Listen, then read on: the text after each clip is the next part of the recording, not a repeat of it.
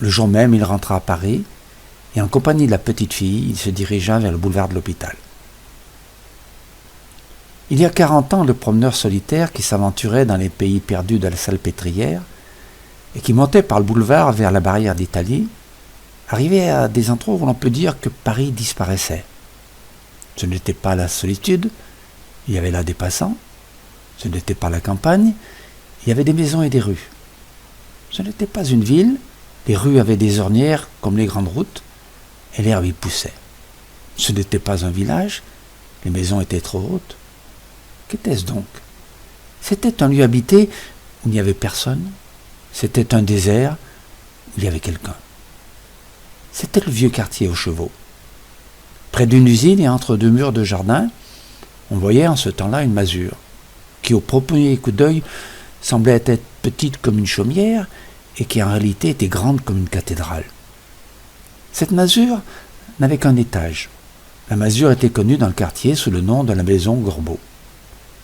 La solitude de cet endroit où il s'était commis tant de crimes avait quelque chose d'affreux.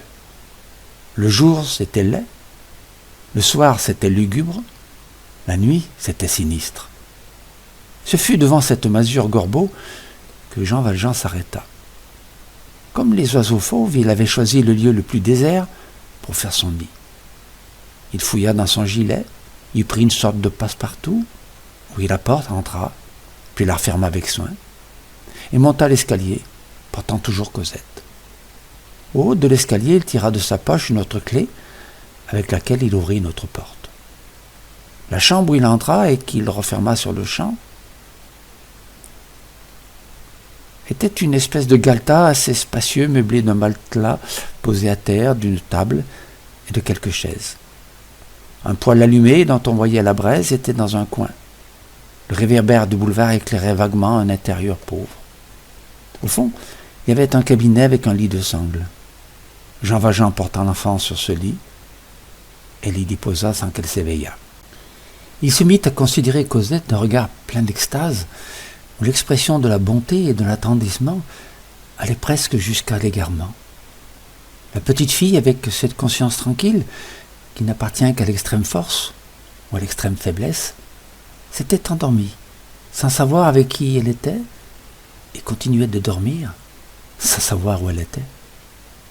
Jean Valjean se courba et baisa la main de cet enfant, comme elle avait baisé la main de sa mère, qui elle aussi venait de s'endormir. Le même sentiment douloureux, religieux, poignant lui remplissait le cœur.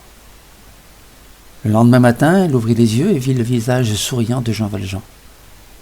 Elle aperçut sa poupée qu'elle avait appelée Catherine, au pied de son lit, et s'en empara. Et tout en jouant, elle faisait 100 questions sur Paris à Jean Valjean. Tout à coup, elle s'écria « Comme c'est joli ici !» C'était un affreux taudis, mais elle se sentait libre. La journée se passa ainsi. Cosette, sans s'inquiéter de rien comprendre, était inexprimablement heureuse entre cette poupée et ce bonhomme. Le lendemain, au point du jour, Jean Valjean était encore près du lit de Cosette. Il attendait là, immobile, et la regardant se réveiller. Quelque chose de nouveau lui entrait dans l'âme. Jean Valjean n'avait jamais rien aimé. Depuis 25 ans, il était seul au monde. Il n'avait jamais été père, amant, mari, ami. Au bagne, il était mauvais, sombre, chaste, ignorant et farouche. Le cœur de ce vieux forçat était plein de virginité. Les émotions tendres de sa jeunesse, s'il en avait eu, étaient tombées dans l'abîme. Tout ce qu'il y avait de passionné et d'affectueux en lui s'éveilla et se précipita vers cet enfant. Il allait près du lit où elle dormait, et il y tremblait de joie. Il éprouvait des étreintes comme une mère. Et il ne savait pas ce que c'était, quand c'est une chose bien obscure et bien douce, que ce grand et étrange mouvement d'un cœur qui se met à aimer. Pauvre vieux cœur tout neuf. Seulement, comme il avait 55 ans, et que Cosette en avait 8, tout ce qu'il aurait pu avoir d'amour dans toute sa vie se fondit en une sorte de lueur ineffable. De son côté, Cosette, elle aussi, devenait autre, à son insu, pauvre petit être. Elle était si petite quand sa mère l'avait quittée qu'elle ne s'en souvenait plus. Comme tous les enfants, elle avait essayé d'aimer. Elle n'y avait pu réussir. Tous l'avaient repoussée. Les Thénardier, leurs enfants, d'autres enfants. Elle avait aimé le chien, qui était mort. Après quoi, rien n'avait voulu d'elle, ni personne. Chose lugubre à dire, à 8 ans, elle avait le cœur froid. Aussi, dès le premier jour, de ce qui sentait et songeait en elle, se mit à aimer ce bonhomme. Elle éprouvait ce qu'elle n'avait jamais ressenti, une sensation d'épanouissement. Le bonhomme ne lui faisait même plus l'effet d'être vieux ni d'être pauvre. Elle trouvait Jean Valjean beau, de même qu'elle trouvait le taudis joli. La destinée unit brusquement et fiança avec son irrésistible puissance ces deux existences déracinées, différentes par l'âge, semblables par le deuil. L'instinct de Cosette cherchait un père, comme l'instinct de Jean Valjean cherchait un enfant. Cette situation fit que Jean Valjean devint, d'une façon céleste, le père de Cosette. Et en vérité, l'impression mystérieuse produite à Cosette, au fond du bois de Montfermeil, par la main de Jean Valjean saisissant la sienne dans l'obscurité, n'était pas une illusion, mais une réalité.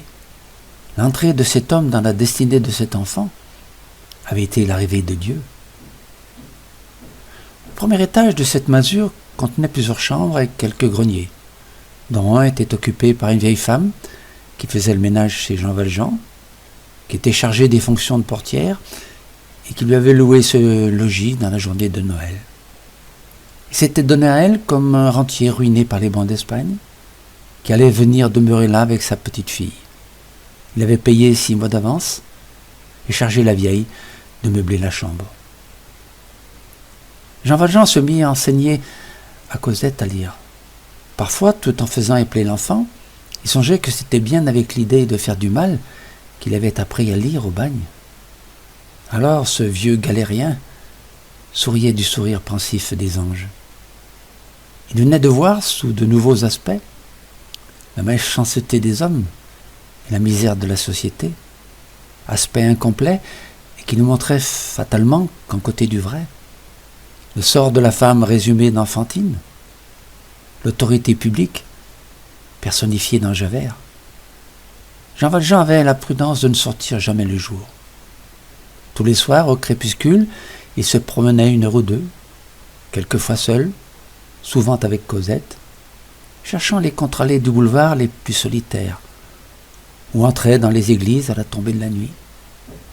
Il avait toujours sa redingote jaune, sa culotte noire et son vieux chapeau. Dans la rue, on le prenait pour un pauvre. La vieille, créature rechignée, toute pétrie vis-à-vis du prochain et de l'attention des envieux, examinait beaucoup Jean Valjean sans qu'il s'en doutât. Elle était un peu sourde, ce qui la rendait bavarde. Un matin, cette guetteuse aperçut Jean Valjean qui entrait dans un des compartiments inhabités de la masure. Elle l'observa par la fente de la porte. La vieille le vit fouiller dans sa poche, prendre un étui, des ciseaux et du fil, puis il se mit à découdre la doublure d'un pan de sa redingote. Elle tira de l'ouverture un morceau de papier jaunâtre qu'il déplia.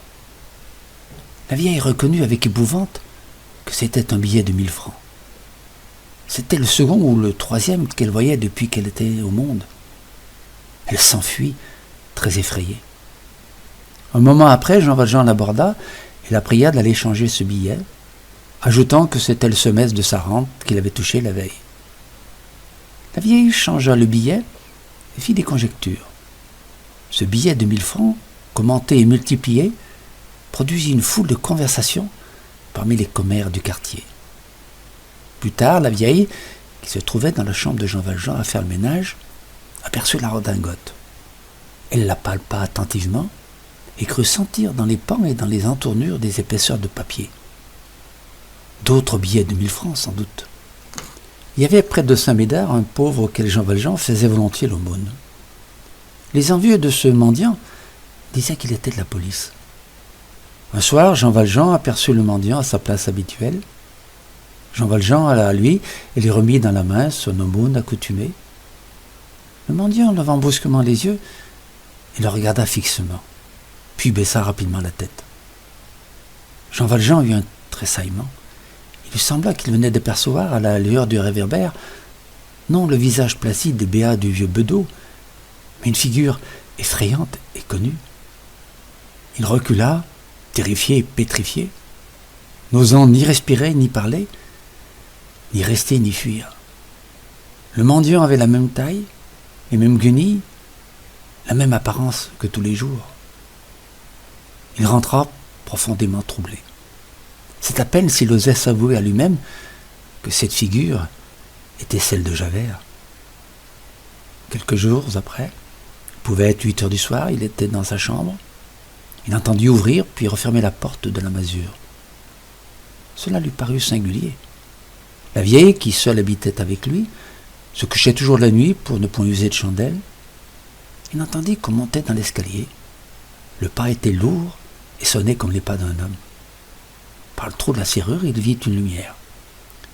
Il y avait quelqu'un qui tenait une chandelle à la main et qui écoutait à la porte. Jean Valjean se jeta tout habillé sur son lit et ne put fermer l'œil de la nuit. Au point du jour, il entendit le même pas d'homme qui avait monté l'escalier la veille. Il appliqua son œil au trou de la serrure.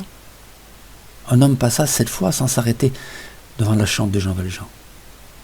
Le corridor était encore trop obscur pour qu'on pût distinguer son visage, mais quand l'homme arriva à l'escalier, un rayon de la lumière du dehors le fit saillir comme une silhouette, et Jean Valjean le vit complètement. L'homme était de haute taille, vêtu d'une redingote longue, avec un gourdin sous le bras. C'était l'encolure formidable de Javert. Il était évident que cet homme était entré avec une clé, et comme chez lui. Qui lui avait donné cette clé? Il interrogea la vieille, qui lui répondit que c'était un nouveau locataire. Elle n'avait peut-être aucune intention. Jean Valjean crut lui en démêler une. Quand la vieille fut partie, il fit un rouleau d'une 100aine de francs qu'il avait dans une armoire et le mit dans sa poche. Il prit Cosette par la main et ils sortirent tous les deux. Je résume la suite de ce chapitre. Jean Valjean ne savait pas où il allait. Il s'aperçut à plusieurs reprises qu'ils étaient suivis par plusieurs hommes. À un carrefour, à la lueur d'un réverbère, il reconnut parfaitement Javert. Après avoir longtemps marché, il se trouva devant une muraille dans le quartier du Petit Picpus. S'aidant d'une branche d'un arbre, de divers tuyaux et d'autres anfractuosités, Jean Valjean réussit, en portant Cosette sur son dos, à franchir ce mur. Ils se retrouvèrent à l'intérieur du couvent du Petit Picpus. Il aperçut au fond du jardin un homme et entendit un bruit singulier comme un grelot qu'on agitait. Il s'approcha. La lune éclairait le visage effaré de Jean Valjean. « Tiens, c'est vous, Père Madeleine ?» dit l'homme. C'était le vieux Fauchelevent. Jean Valjean, se sentant découvert, et Javert, sur sa piste, comprenait que lui et Cosette étaient perdus s'il rentrait dans Paris. Puisque le coup de vent qui avait soufflé sur lui l'avait échoué dans ce cloître, Jean Valjean n'avait plus qu'une pensée, y rester. Depuis que Fauchelevent était dans le couvent, il n'avait plus entendu parler de Montreuil-sur-Mer, et il ne savait rien de ce qui s'y était passé. Le père Madeleine avait cet air qui décourage les questions. Fauchelevent se disait « On ne questionne pas un saint ». Monsieur Madeleine lui avait sauvé la vie, cela lui suffisait. Le lendemain, le père Fauchelevent apprit qu'une sœur était décédée, et conformément à son souhait, la mère supérieure avait accepté qu'elle soit enterrée sous l'autel, contrairement au règlement de police en vigueur. Le père Fauchelevent en profita pour lui parler de son âge, de son infirmité, et qu'il avait besoin d'un aide.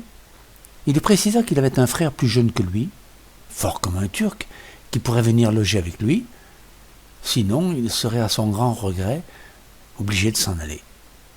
Il ajoutait que son frère avait une petite fille qu'il amènerait avec lui et qui s'élèverait dans Dieu dans la maison et qui, peut-être, ferait une religieuse un jour. La prieure lui dit « Père Fauchelevent, je suis contente de vous. Demain, après l'enterrement, amenez-moi votre frère et dites-lui qu'il amène sa fille. » Jean Valjean, accompagné de Cosette, fut présenté à la mère supérieure sous le nom d'Ultime Fauchelevent, jardinier de son état, et Cosette comme étant sa petite-fille. La prieure regarda Cosette avec attention et dit à demi-voix « Elle sera laide ». Puis elle lui donna place dans le pensionnat comme élève de charité. Une vie très douce commença pour Jean Valjean. Il travaillait tous les jours dans le jardin, y était très utile. Cosette avait la permission de venir tous les jours passer 1 heure avec lui. Quand elle entrait dans la masure, elle l'emplissait de paradis. Tout ce qui entourait Jean Valjean, ce jardin paisible, ces fleurs embaumées, ces enfants poussant des cris joyeux, ces femmes graves et simples, ce cloître silencieux, le pénétrait lentement et peu à peu, son âme se composait de silence, comme ce jardin, de simplicité, comme ces femmes, de joie, comme les enfants. Plusieurs années s'écoulèrent ainsi. Cosette grandissait.